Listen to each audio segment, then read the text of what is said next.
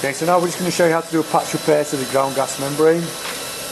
Now once the ground gas membrane has been installed, obviously it's open to the elements. You've got a lot of foot traffic, you've got guys coming across installing their Mars bars or spacer bars or plastic castles and putting the steel reinforcement on top. When the steel's being carried on, sometimes it's placed on the membrane, it can puncture, you can drop a brick on it, a poor substrate underneath it and people standing on it. There could be lots of reasons why it gets punctured, so we do a visual inspection. If you do find a puncture, like we demonstrated here, that requires a patch repair. To do the patch repair, you need SAGR detailing tape, that's self-adhesive gas resistant tape.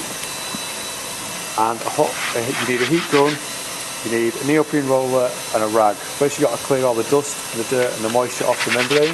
Give it a good thorough scrub.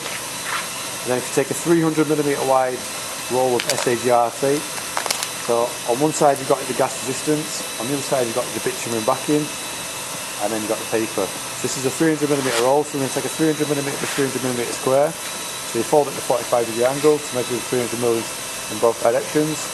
Use the scissors to cut the tape. You use scissors because if you use a Stanley knife there's a danger that you're going to go straight through the tape and through the membrane. It's a very common mistake, which will then require further patch repairs. So we like to use scissors on site where possible. You can lube the scissors with pipe lube or a bit of soap.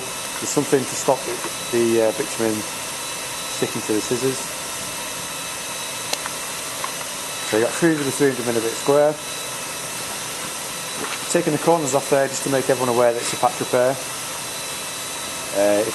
That way you can differentiate between some SAGR tapes between dots and an actual patch repair.